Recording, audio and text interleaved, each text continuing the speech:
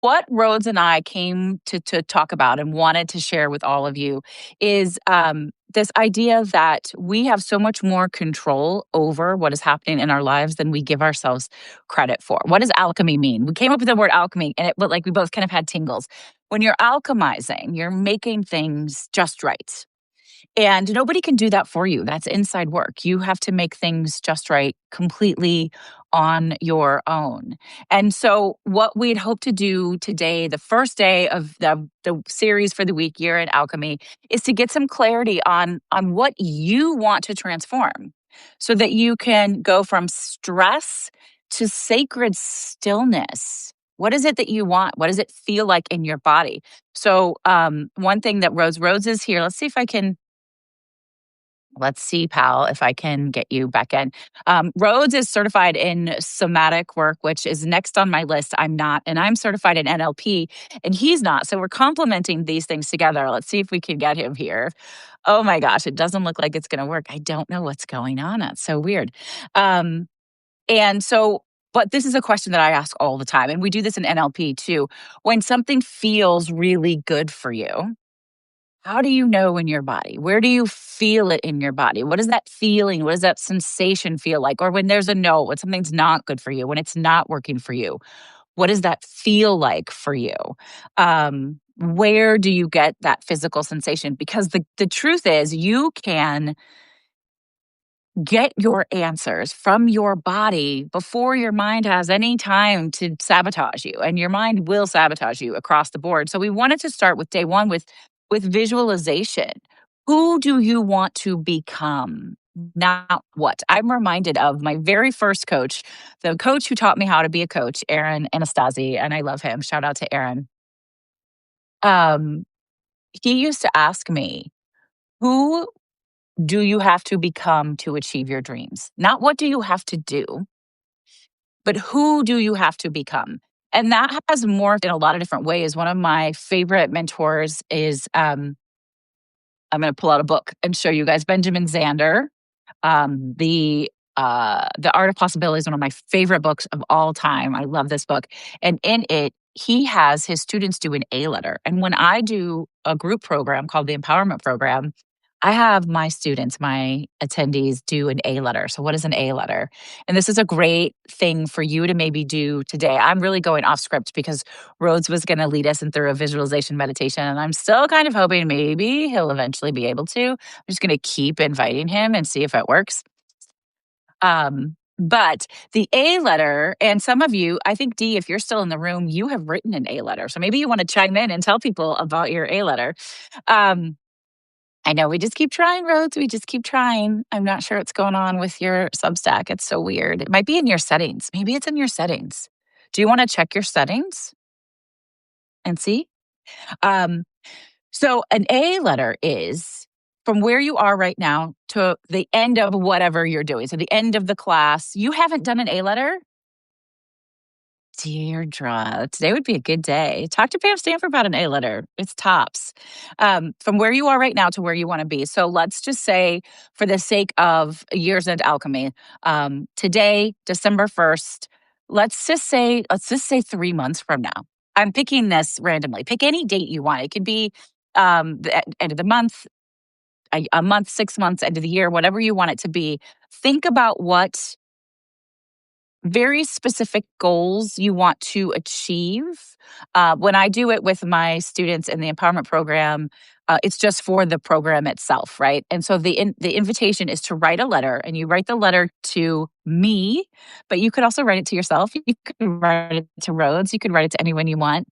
Dear Heather, I earned my A for this year, for this class, for this session, for this month, whatever you've decided you want it to be, by, and then you list who you had to become in order to earn the A, not what you had to do, who you had to become. So, to give some fun examples of that, um, in order to start a podcast, when I didn't know anything about it, I had to become somebody who learns about podcasting, who understood sound and audio engineering and how to run these apps. I had to become somebody that tried things that I'd never done before and was willing to make a lot of mistakes so that I could grow and learn something for myself and for my audience. I had to be someone willing to put out maybe not the best sounding podcast in the beginning so that I could just have done the thing. And now, all these years later, our podcast sounds amazing. Take a listen to Was It Chance? Alan is an amazing audio engineer and editor, right? When you want to write a book, I've written a book. My book is here. It's Fuck Fearless. Rose has written a book. I don't actually have Rose's book right here. I should. It's downstairs. Um, if you want to write a book, you want to say, I am a published author. Um, I think I know why I haven't done it in the past, but today is different. I love you, Dee. I'm proud of you. Today is a good day to try something for the first time that maybe you were afraid of doing in the past. Okay, so you could do whatever. I'll read an example. I'm really just going off script here. I love the A letter so much. And there's also, I can share a link. There's a really great YouTube link about the A letters that will help you as well. But I'll just read. So he's a music teacher. And what he would do is at the beginning of the class, he would put a blank piece of paper and a pencil on everybody's music stand. And he would say, okay, guess what? Good news. You have an A in this class. And they'd be like, what do you mean I have an A? How do I have an A in this class? And he would say, all you have to do is write me a letter dated the last day of the class and tell me who you had to become to earn your A. And what it does is it forces people to imagine the best version of themselves, the version of themselves that would earn that A. And then we manifest it, then we step into it. So I'll just read an example that I loved so much from the book. Dear Mr. Zander, I received my grade A because I worked hard and I thought hard about myself taking your class, and the result was absolutely tremendous. I became a new person. I used to be so negative for almost everything, even before trying. Now I find myself a happier person than before. I couldn't accept mistakes about a year ago, and after every mistake, I blamed myself. But now I enjoy making mistakes, and I really learn from these mistakes. I'm playing, and I have more in my playing. I have more depth than before. I used to play just notes, but now I found out about the real meaning of every piece of music, and I can play with more imagination. Also, I found my value. I found myself so special of a person because I found out that if I believe myself, if I believe that I can do everything, then I can. Thank you for these lessons and the lectures because they made me realize how important of a person I am and also the clear reason why I play music. Thank you. Isn't that lovely? Let's see, there are other ones. Do you guys want me to read you another one? Do we like that? Oh, I like Giselle's. I'll read this one. Dear Mr. Zander, I got my A because I had the courage to examine my fears and realize that they have no place in my life. I changed from someone who was scared to make a mistake in case she was noticed to someone who knows that she has a contribution to make to other people musically and personally. Thus, all diffidence and lack of belief in myself are gone. So too is the belief that I only exist as a reflection in other people's eyes and the resulting desire to please everyone. I understand that trying and achieving are the same thing when you are your own master, and I am. I'm going to read that line again because I fucking love it. I understand that trying and achieving are the same thing when you are your own master, and I am. I have found a desire to convey music to other people, which is stronger than the worries I had about myself. I have changed from desiring inconsequentiality and anonymity to accepting the joy that comes from knowing that my music changes the world. So, my invitation is, what is your music? What is it that you want to give out to the world? What do you want to visualize? And so, visualization can be about anything. It can be about the way you want to feel in your body physically. It can be about goals that you're trying to achieve. It can be about very specific things or wider things. Although I do invite you, isn't that gorgeous? Isn't that beautiful? Yeah. I do invite you to be specific. And I'll give you a really vulnerable example of something for myself. I used to play a credit card game that I bet many of you do, where I would try to earn a lot of points and then I would pay things off and I would move things around and blah, blah, blah. And then a few years ago, I just had a really tough financial year. And all of a sudden, credit card bills started stacking up and interest payments were like outrageous and it was a big disaster. So I started envisioning having an abundance of money and paying for everything in cash. But I wasn't very specific. I hadn't anticipated that they would close all my credit cards and I wouldn't have credit access, that I didn't have a choice but to pay in cash for everything. Except that is how it worked. I manifested it just like that, except I've been able to do it. I've been able to do it for the last couple of years, to pay for everything in cash. And it has required me to really reassess what I need and what I don't need and what I want and what I don't want, and to be very intentional about my finances. But when you're manifesting, you want to think about all of the elements of what you want to create. And visualization, another great book I'm going to pull out. And we interviewed this author on Was It Chance also. Alchemy of Imagination by Sammy Moog. This is how you visualize to manifest. And one of the tips that Sammy gives is to only visualize for 3 to 5 minutes and don't spend time visualizing about something more than once, because you're going to shift the energy that goes towards it, which I thought was really fascinating. But I'll give you an example that Sammy gives, which is so cool. He was flying literally across the world. He was flying to India, I think, and he really wanted to get upgraded to first class. So he knew what airplane he was going to be on. He Googled it, he got a picture of it, he envisioned it. And then when you're visualizing, you want to picture yourself in it. So he imagined walking up into the plane, onto the seat, sitting down, seeing his legs, lifting up, getting that mimosa that they give you in first class, all of this. And of course, he achieved it and he just got an upgrade. He didn't, or maybe he got an upgrade for like $100 or something. It was really inexpensive. We're talking about grand things here. Listen, if you have been thinking about manifesting, I'm taking a group of amazing humans to Costa Rica in January 2026. We still have about 5 spots left. My pal Rhodes was going to try. I'm going to try and invite Rhodes again. We're just going to see if he can come back. I don't know. 6. We still have Rhodes.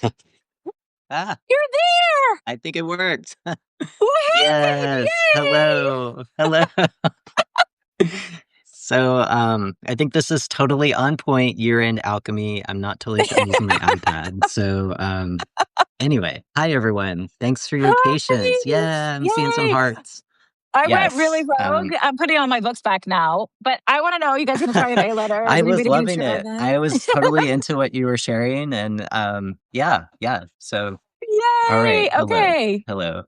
Yes. I'm so glad Uh, you're here, and I appreciate all of you hanging in. I mean, I could talk about this shit for a long time. Lord knows, I talk about it a lot. So, yes. um, why don't you? Didn't even really introduce myself. I was just trying to like buy time till you got here. So let's do Totally. an official introduction, and then and we'll move into having you guide us in a meditation, a visualization after we do Okay. some chatting.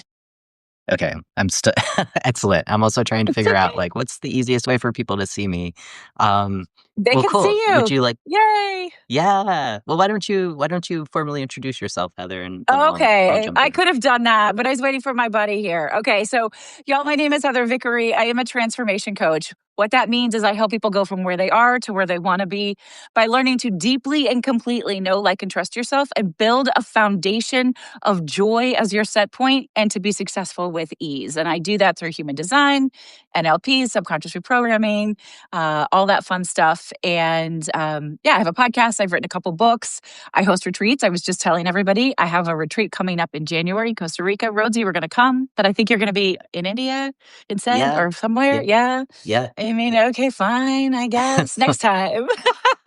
Next time for sure. I'm super. Yeah, I'm excited for you. I'm going to turn 51 next week, which is crazy. And I have 4 daughters, the oldest of which is about to graduate from the University of Washington. So life is like crazy. And I read a lot. I'm just telling you kind of Hmm. fun personal things about me, but I shouldn't waste time. And Rhodes and I have been friends for ages. I had Rhodes on my old podcast. It's not active anymore with Brave Files. So if you want to know Rhodes' like background story, go find it. It's still there. You can find it anywhere, and it's an amazing story. So I'll let you introduce yourself, my friend. That Yes, that was such a fun show. It was. Yeah, and I was just realizing as I was listening to you, you have a brand new podcast, but newer to me. So I'm like, and it's called Was It Chance? Is that Was it or chance? It is. We yeah. are celebrating its fourth. No, we just did November. This was our fourth year. This past November. Wow. Wow. Okay. Yeah, All right. I need time to catch flies. up. I need to catch up. Yeah. Yeah. Well, hello. Hi to Heather's audience. And for folks that have been patiently waiting for my own audience, thank you so much for being here. I'm Rhodes Perry. I use he, him, his pronouns. I'm based out here in Portland, Oregon, and I work with a lot of leaders and workplaces to help them build cultures of belonging, right? And the whole reason why I'm in this work is to help upend the $1 trillion problem, which is impacting businesses every year due to acts of exclusion. And I think if any of us have been in the workplace, we might be a part of that 75% of people who experience some subtle or not so subtle acts of exclusion. And that really gets in the way of us being transformational as teams to work together to do great things. And so as Heather, I loved your email that you sent the other day to your audience. And it was so nice, like what you wrote about me. And I agree that our work is really complementary and it's different. And I think like this week is that meeting point really where it's, Yeah. how do we use ourselves as a site of transformation? And so this week you're going to get exposed to a lot of really amazing practices that are available to you wherever you are. Could be at work, could be at home, definitely during the season, which can, it's complicated. It's a complicated season. So, It um, is. yeah, yeah. Yeah. So super excited to hear. And Rhodes, you and I have talked about this before. I don't really believe in accidents, Mm, and I also don't believe in beating myself up when things don't go as planned. And I think that it's actually kind of divine that this went the way it did today mhm. because we can it live and in person show everyone who's here like we could feel really bad about this or we could be like sometimes these things happen. It's like not a big deal. You pivot, you make things work. And when you're alchemizing, you have to be able to shift and move and flow. There's so much flow in alchemy. So, but I'm Yeah. really glad you're here. Yes, I am too. And it's a great example. I think, we have a pretty robust schedule for the week. And tomorrow we're doing a centering practice. And so part of my background is I'm trained as a somatic coach. And this practice, it is a lifesaver. And again, it's something we all can do. You're going to get some of those basics tomorrow around like what just happened in this moment for Heather and myself, where we had a plan. We were here early. We were ready for you all. And then life happens, right? And we're caught in a grab. That's like kind of the language that I use in somatics with my peeps. And so you're caught in a grab, you're off center. And, if we're not aware of what we do when things don't go to a plan, we tend to react, and if we react our way through life, we might compromise the relationships that matter most to us. And then we're spending a lot of time in repair mode. So, you know, we'll learn a technique like when you're in the grab, how to recenter, how to still be with the emotions. Like you could still be pissed or you could be sad or whatever the big emotion might be that you want to look away from. You can be with it. And rather than react from your subconscious, you now have more choice because you're centered, you're grounded, you're present, you're with what's there, and you're operating from that frontal cortex. You have more choice. You're making, you know, you could do the same old thing you want to do, right? Or you can do some other things. So, yeah. Or you could do some other things. I like that term in the grab. And that's one of the things that you and I talked about, Rhodes, is that we didn't we created the agenda. We decided who was doing what each day, and then we were like, let's sort of come in curious.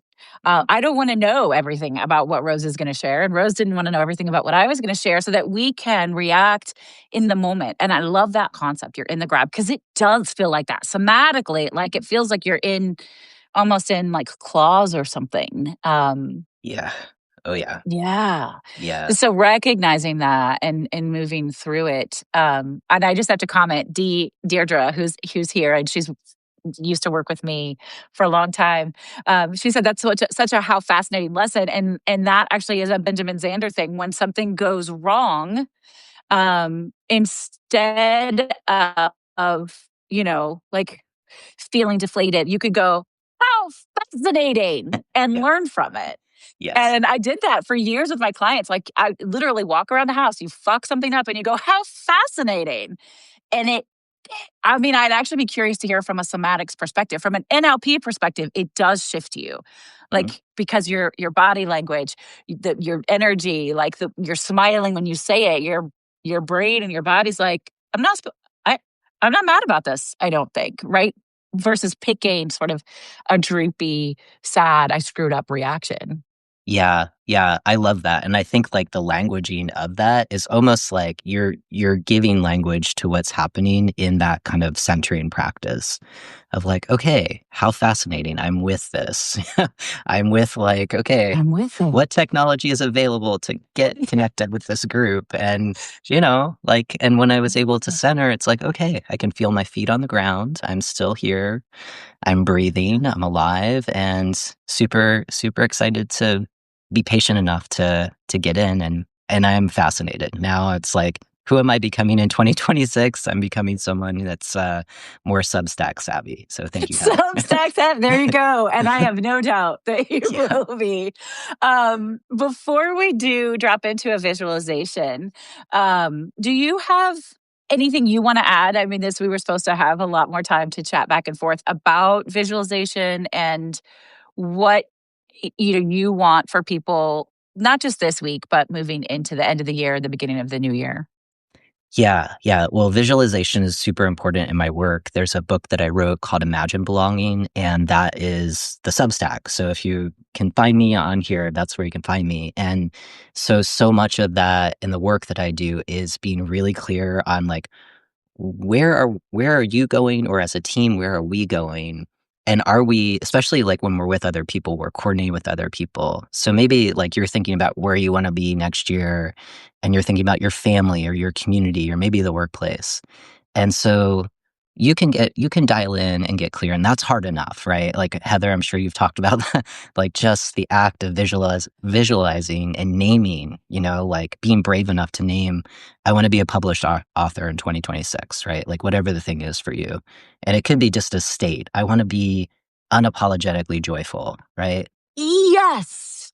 Yes. Right? Like it could be an outcome, it could be a process, it could be a state, but like what is it? And how do you, around a simple statement, how can you organize everything else? Because everything else will organize around the thing that you're Mm. putting effort into. And so think about that for yourself. And again, like if you are coordinating with other people, it's really, really important to one, share your vision and listen to the vision of others that you're with. And see like how much of that aligns and where it does and where it doesn't. And that can be really good information as well. So I just love some that. little tidbits to add. And when people think of visualization, they often think of a very specific thing, a very specific outcome. And I'm so glad you brought up, a state of being unapologetic joy. Obviously, I got really excited. So many reacts to that. Yes. But what happens when you are visualizing unapologetic joy and you're manifesting that in your life is if you look at everything you're doing through a lens of unapologetic joy, of oh, what would be different when it comes to doing the dishes or work I don't want to do or a conversation I don't want to have? If I'm looking at it from a lens of unapologetic joy, you're going to start to shift completely how you show up in every area of your life. And I tell folks all the time, Deirdre knows the answer to this. What's the only thing you can change and control? What's the only thing you can change and control, Rhodes? Me, right? Yourself, right? Yes. Yourself. Yeah, yeah, But when we change ourselves, the people around us change and you that's watch true. it happen in real time, Yeah, which is yeah, cool. So, all right. So yeah. to honor our timing, and I think you're holding your iPad, you poor I thing. So am. you So I'm can gonna set it down. I'm like, I kinda wanna set it down, but then I'm afraid everyone's gonna go It's away, so okay. No, they're not going to go away. Set it down. It's okay. You're good. okay, You're good. let's see here. Tomorrow we'll come up with a prop for it so that you can, because Yes. you're going to lead. I'm so excited for tomorrow's somatic Yeah, drop-in session. So excited. totally.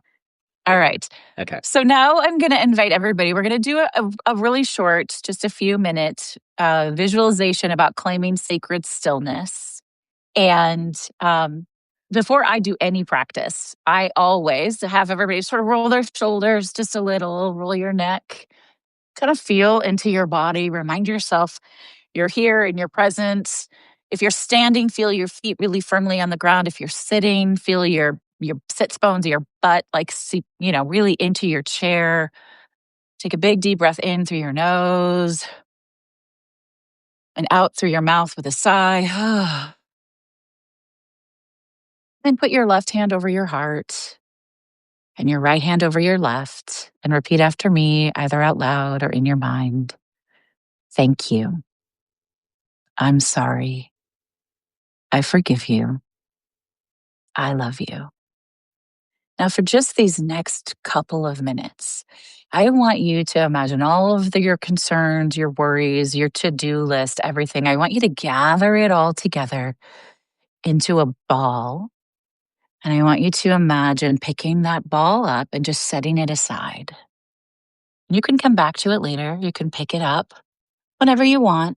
But for the next few minutes, you don't need any of those things. So now I want you to take one more big deep breath in. And on that next exhale, you're going to release all that stuff you put aside. You're going to breathe in again. And as you breathe in, imagine drawing your energy back towards yourself. Everything you've been holding for other people, everything you've been managing or tracking or anticipating, that's to set aside. Your energy is all you need. Gather it gently, like you're calling yourself home. And as you breathe, soften into your body, let your shoulders relax, let your jaw relax. We hold a lot of tension and stress in our jaw, so unlock it and feel your freedom. Now, I want you to imagine you're standing right at a visual threshold between this year and the next. And behind you is everything 2025 has required of you and has given you: the joys, the pressures, the push, the pull. There's no judgment, just facts. These things are, and they are no longer. Notice what it feels like in your body to let them be behind you. The lessons come with you, the rest stays behind. Breathe in deeply, and with your exhale, release all that you no longer want to take with you into the new year. And now let's turn our attention towards what's ahead. Imagine a golden doorway. And on the other side is the version of you who ended this year with calm and clarity and who's sashaying into the next year without hustle, just with joy, choosing softness, choosing ease, choosing joy. And as you walk through the door, put your hands first, your fingers, and they turn that golden color. And your arms, you walk through, as you step through, your body becomes this gorgeous golden glow where you are all that you imagine.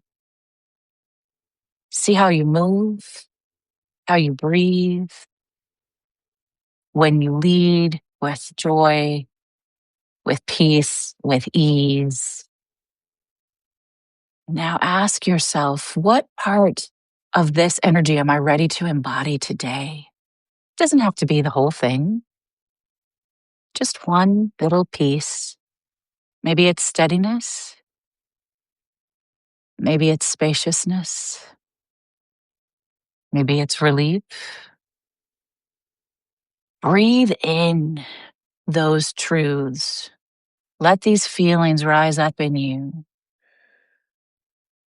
Let them settle in your body, in your chest, your belly, your hips, your toes. Take another big deep breath in and make a little bit room for more, because you are worth everything. You were born worthy. of all that you desire. And now ask yourself, who am I becoming as I choose this stillness? And allow whatever comes through to be enough.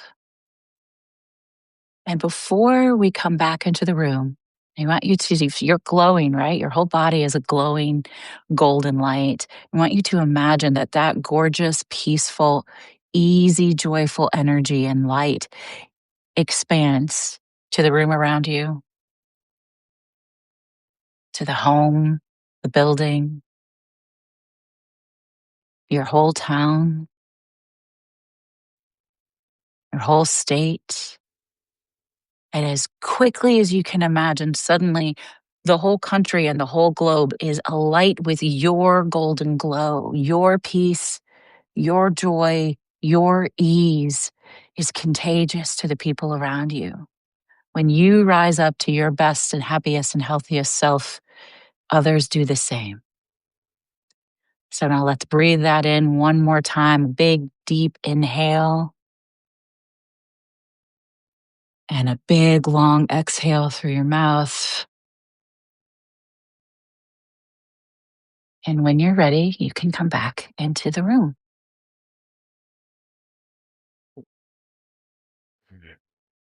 Hi, how was that Hello. for you? Wow.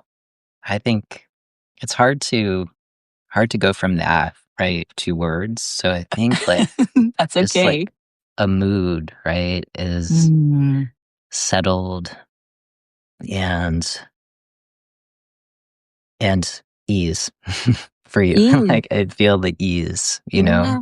Um, that was Yeah. just that was beautiful. I love going through the golden door, the door, and then like feeling that imagery of gold around me and then Mhm. how that expands to the room and to the world. So, beautiful. Thank you for that. Love that. Yeah, you're welcome. I'm so glad you enjoyed it. I hope everyone was able to participate. This will be in the replay if you want to go back and do it later. And then I invite you, if you do, to do just a really quick self assessment journal beforehand. What do you want to visualize? What do you want to embody? And then take some time for yourself after. I know we put Rose in a bad position. I'm like, no, I'm like, hey, tell everybody what you thought about it. But you're right. It is a feeling, a state of mind. As a short exercise like this, and I think all of the exercises we're going to do this week are really fantastic ways to start a day, to spend your lunch hour, to end a day, right? There's not a right or wrong time to practice any of these things, and they don't have to take a long time. A lot of wellness, and they are supposed to be anti-hustle, but I feel like they're such hustle bros. They're like, meditate for an hour every day. You guys, if you've got 2 or 3 minutes, it's going to change your life. Yeah, So, 100%. yeah. 100%.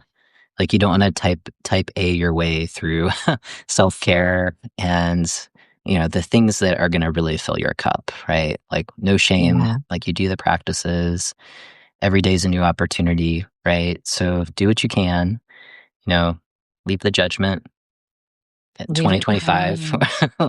Say goodbye to Yeah. that, right? Not don't take it with you. Mm-mm. And make that, an active intention. I think that that's where things really shift, right? Awareness is the number one key indicator, if we're gonna really make change or not. We have to know. And so you do have to name it. You do have to say, I'm not carrying that. And we're going to do a bit of a cord cutting ceremony here at the end. So let me just share, Yeah. tomorrow is all about centering and somatic stuff. And Rhodes is going to guide us through that.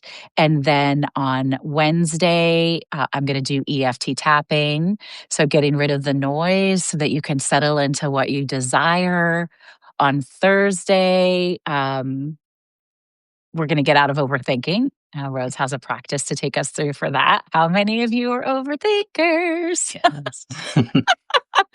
And then on Friday, we're going to wrap it up with a collective. Like, how do we collectively as a community release what we don't want and call in what we do want? So, we're going to do a little cord cutting and some intention setting.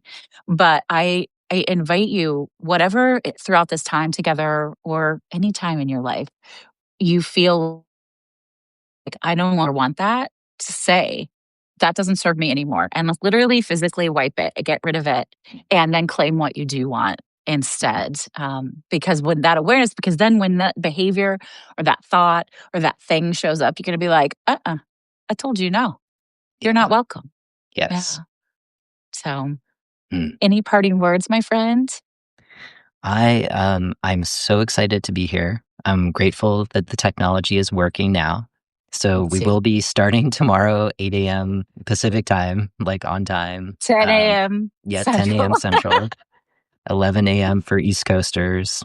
Mountain time, where are you? 9 a.m. Okay, we have all of North America.